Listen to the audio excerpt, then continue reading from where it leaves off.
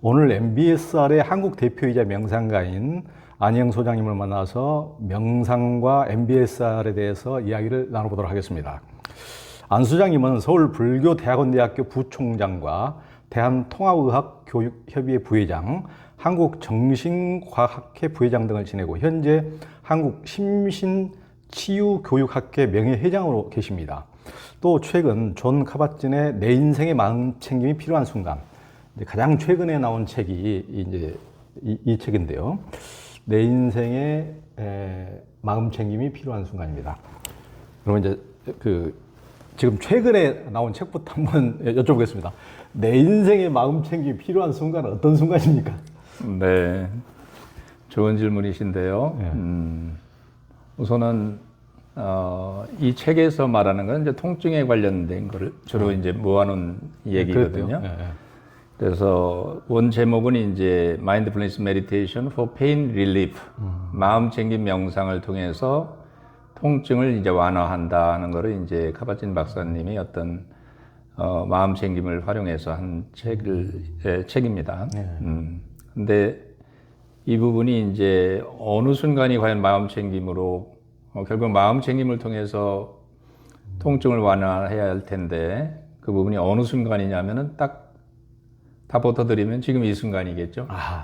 통증이 진행되는 순간도 이 순간이고, 네, 지금 우리가 살아있는 호흡하는 순간도 이 순간이고, 우리가 유쾌함을, 즐거움을 느낄 수 있는 순간도 이 순간이고, 명상의 시간이라는 것은 영원한 현재니까 그런 부분에서 이 시간인데, 사실은 마음 챙김 명상이 익숙해지려면은 평상시에 이제 우리가 많은 어떤 수련을 해야 되는 것이고, 실제로 만약에 통증이 일어나고 있는데 마음을 챙긴다고 해서 바로 되지는 않겠죠. 수련을 안 하게 되면. 그래서 정리를 해보자면은 마음 챙김을 평상시에 연습을 해야 된다. 그리고 그 시간은 통증이 있는 시간은 항상 여기이기 때문에 지금 여기이기 때문에 언제나 이제 외로울 때, 단절감을 느낄 때, 통증이 심할 때, 또는 마음이 아플 때, 몸이 아플 때, 그 순간에 이제 평상시 마음 챙김을 한 걸 가지고 지금 여기에서 온전하게 깨어 있어야 되는 그런 얘기를 하는 겁니다. 예, 그러니까요. 여기는 이제 이번 내 인생의 마음 챙김이 필요한 순간, 이건 이제 MBSR도 그렇지만은 만성 통증을 가진 분들에게 굉장히 도움이 될 내용들을 많이 담고 있더라고요. 저도 자가 면역 질환으로 인한 통증으로 오랫동안 고통을 겪은 적이 있어서 만성 통증이 얼마나 힘든 것인지 절실히 알고 있는데요. 요즘 통증 때문에 고생한 분들이 굉장히 많거든요. 특히 자가 면역성 통증 같은 경우는 통증의 원인도 분명하지 않아서 제대로 치료 방법도 없어서 고통받는 분들이 많습니다. 존 카bat-진의 내 인생의 마음 챙김이 필요한 순간에서 만성 통증과 스트레스를 개선할 수 있는 방법에 집중했고, 실은 이제 안 교수님이 한국인들을 상대로 하고 있는 MBSR도 만성 통증 환자들을 알아차림으로 도우면서 탄생한 것인데요. 만성 통증으로 인한 괴로움을 알아차림을 통해서 어떻게 통증을 감소시킬 수 있습니까? 네. 일단 뭐 명상의 원리라고 하면은 이제 here and now니까 이제 명상의 시간은 항상 지금 현재 여기죠. 그래서 통증도 방금 말씀드린 대로 현재 지금 여기서 일어나는 거기 때문에 통증이 일어나는 그 순간 마음을 챙겨서 평상시 습관에 끌려가지 말고 정신을 바짝 차려서 거기에서 이제 습관적으로 행동하지 않고 마음을 챙기게 되면은 공간이 창조가 되는 것이죠. 그럼 공간이 창조가 된다는 것은 자극이 있으면, 우리는 통증이나 자극이 오면은 바로 이제 반응을 해서 자극과 반응 사이에 공간이 없다 보니까 우리는 무의식적으로 습관적으로 이제 반응을 하게 되는 것이고, 그러다 보면은 우리가 온갖 생각이라든가 기억이라든가 감정에 이제 휩싸여 가지고 통증에 이제 싸우는 어떤 상태가 되는 거죠. 이 통증이 없어졌으면 좋겠다. 이 통증을 물리쳤으면 좋겠다는 어떤 나와 적군의 어떤 전쟁 메타포가 이제 형성이 되는 것이죠. 그렇게 되면 이제 싸우고 저항하는 것은 이제 뭐라고 그럴까요? 오래 남는다. 지속된다는 그런 소문이 있습니다.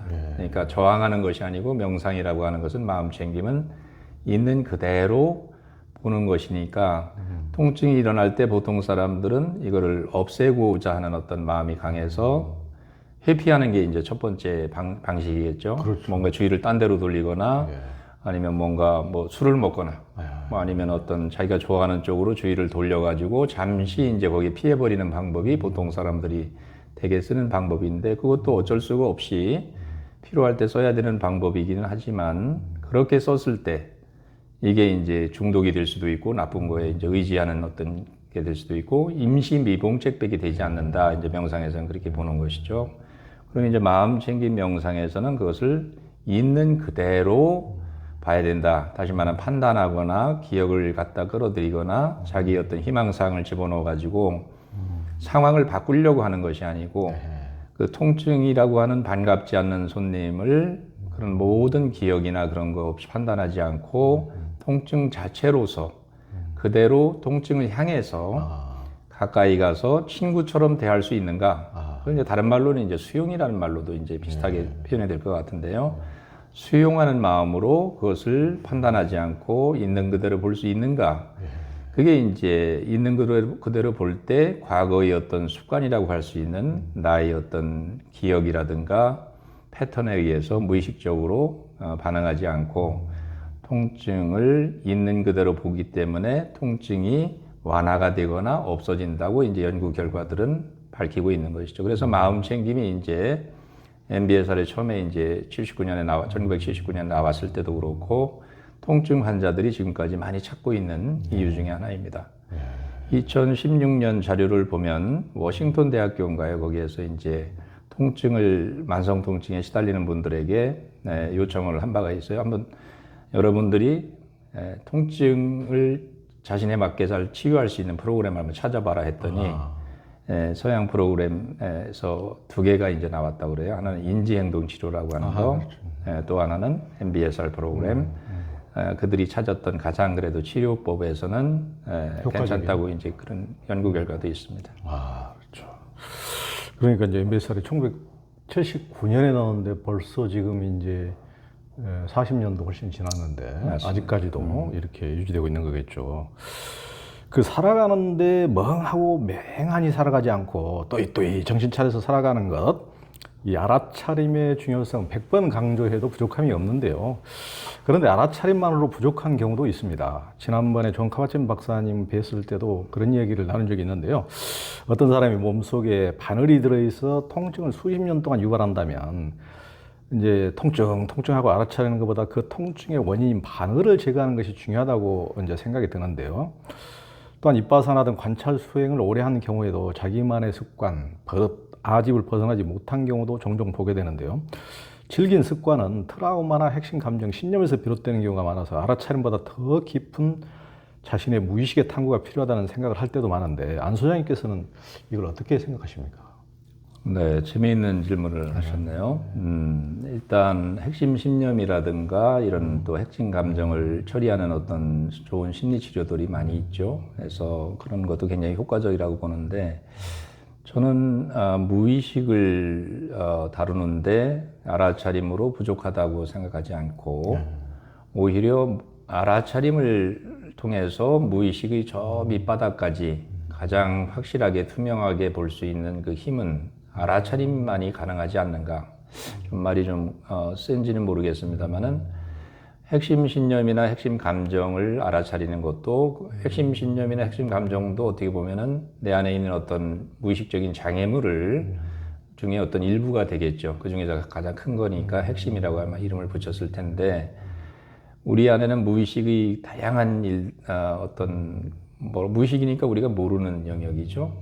그러면 심리치료에서도 무의식을 의식화하는 것이 치료의 어떤 기본적인 원리가 된다면 마음챙김 역시 전통적으로 현대적인 심리치료는 아니지만 명상이라고 하는 방법을 통해서 마음챙김을 통해서 우리 자신이 가장 잘 모르는 그 부분이 마음이 그 밑바닥까지 볼 수 있는 투과해서 볼 수 있는 그것이 마음챙김이다, 자각이다 하기 때문에 뭐 그런 부분에서는 현대적인 심리 치료가 이제 자각을 기본으로 이제 뭔가 치료자가 그 사람에게 거울을 비춰주듯이 말이나 또는 비언어적인 방법을 통해서 그 사람을 어떤 무의식을 의식화하는 데 많이 도와주는 거라면 마음챙김 명상 또한 알아차림을 통해서 알아차림이라고 하는 자각이라고 하는 걸 통해서 방법은 다르지만 어떤 내 안에 있는 무의식이라든가 이런 거를 더욱더 정확하게 보고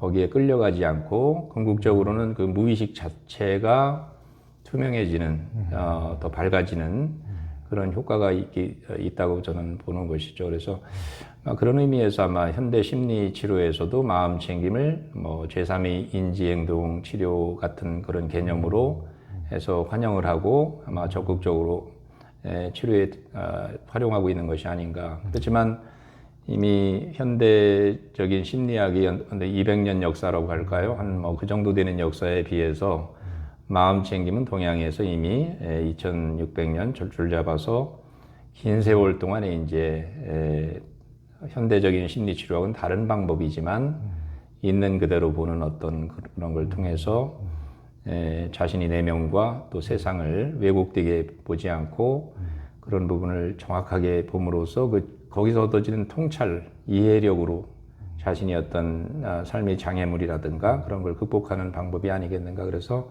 크게 보면 그런 부분에서 상당히 이제 오버래핑 되는 부분도 있다고 보고요. 현대적인 심리 치료와 또 마음 챙김 치료가 그래서 그 무의식이라고 하면은 뭐 우리가 여러 가지로 표현할 수 있을 텐데 과거의 어떤 기억으로 만들어진 것이고 과거의 어떤 우리가 살아온 삶의 흔적이기도 하고 또 불교 같은 데서는 그것을 이제 업장이라고 표현을 하기도 하는데 그런 부분에서 나의 생각이라든가 기억이라든가 삶의 어떤 흔적들 또 그것이 또 부정적인 부분이 무의식에서 나도 모르게 막 그 자신이 성장을 가로막고 있을 때 심리적인 방법을 통해서도 그 부분을 잘 알 수도 있고 또 명상을 통해서 깊이 있게 자신을 들여다봄으로써 그런 어떤 그 저 밑에서 작용하고 있는 또 일거수일투족에서 지금 이 순간의 무의식이라는 게 계속 이렇게 우리 그 일거수일투족을 통해서 나오는 거 아니겠습니까? 그런 부분에서 알아차리면 끊임없이 자신을 해광반조하는 방식을 통해서 계속 알아차리고 거기에 이제 잘못된 인풋을 더 이상 하지 않고 있는 그대로 봄으로써 바닥에 있던 그런 것들이 이렇게 드러나게 되는 그래서 결국은 이제 그 무의식이었던 그 단단한 덩어리가 말랑말랑해지고 조금 더 그 부분에서 자유로워지는 게 아닐까 이렇게 생각합니다. 그러니까 이제 제가 그걸 여쭤본 이유는 예전에 이제 절집안에서도 이제 뭐 우리 안 교수님도 워낙 명상계 이제 오랫동안 하셔서 이제 그런 말씀 많이 들었을 때 예전에 절집안에서도 이제 이를테면 이제 갓 출가하신 분들이 워낙 업장이 두텁거나 너무나 이제 마음이 거칠고 분노에 휩싸였거나 그러면은 처음에 바로 뭐 좌선을 시키는 것이 아니고 막 3년 동안 뭐 물만 기르도록 한다든가 죽도록 그 뭐 다른 일을 시킨다든지 아니면은 이제 절을 계속 한다든지 이를테면은 이제 그런 것이 거친 덩어리를 어느 정도 해소하고 그렇지 않으면 백날 앉아 있어 봐야 그것을 뭐 어떻게 보면 고요하게 관찰할 수 있는 그런 능력이 안 되니까 이제 그런 정도로 거친 것을 어느 정도 해소하기 위해서 방편을 옛날 큰 스님들도 많이 쓰신 것 같아요. 맞습니다. 그러니까 이제 이런 것들을 그 핵심 신념의 핵심 감정을 어느 정도 보고 그러면 내가 왜 이렇게 화가 나서 도저히 그 뭐 눈 감고 명상 자세로 있다가 해서 명상이 되는 것이 아니고 계속 죽일 놈 생각만 날 수도 있는 거니까. 맞습니다. 그러니까 이제 그런 것이 거친 것을 어느 정도 이제 해놓으면은 훨씬 더 알아차림과 마음 챙김 수행이 제대로 될 수 있는 상승을 할 수 있지 않을까 이제 그런 차원에서요. 맞습니다. 상호 그런 부분에서는 상당히 보완적이라고 할 수 있을 것 같아요. 그래서 아마 상담을 하는 분들도 요새 가장 또 MBS를 많이 찾는 분들이 또 상담하는 분들, 정신치료하는 분들이 제일 많은 그룹인데 전문가 그룹에서는 아마 그 이유도 우선은 남을 치료하기 이전에 본인이 이제 어떤 뭐라 그럴까 그라운딩이라고 할까 자신이 그 안식처를 잘 가지고 있을 때 자신도 보호하고 또 치료에 도움이 되니까 그런 부분도 있고 또 명상하는 사람 입장에서도 명상이 좀 안 되는 사람들도 있거든요. 왜냐하면 지금 말씀하신 어떤 그 무의식이랄까 어떤 핵심적인 어떤 부분에서 문제가 생기면 명상을 제대로 배워서 뭐 오래 한다면 반복해서 한다면 그게 이제 궁극적으로는 해소가 되겠지만 좀 더 빠른 길이 뭘까? 그러면 상담을 받아서 또 전문가의 도움을 받는다면 그런 부분이 훨씬 더 이렇게 명상과 심리치료가 어울려져서 지금은 세계적으로 또 그런 걸 많이 하고 있으니까 저도 그게 좋은 방법이라고 생각합니다. 그래서 뭐 이거다 저거다 어느 쪽이 더 좋다 나쁘다 이 그런 개념이 아니고 뭔가 우리가 살아가는데 어떻게 하면은 조금 더 좋은 건강과 또 행복하고 자유로운 삶을 위해서 필요한 것은 우리가 활용할 수 있는 건 다 쓰는 것이 또 좋은 거라고 생각이 됩니다. 예, 그러니까 이제 동양권에서는 굉장히 이제 뭐 우리가 불교 외에 다른 종교만 굉장히 도그마틱하다고 생각하지만은 동양권에서는 모든 종교가 약간 이제 신화적이고 어떤 권위를 중시하고 이제 그런 경향이 있다 보니까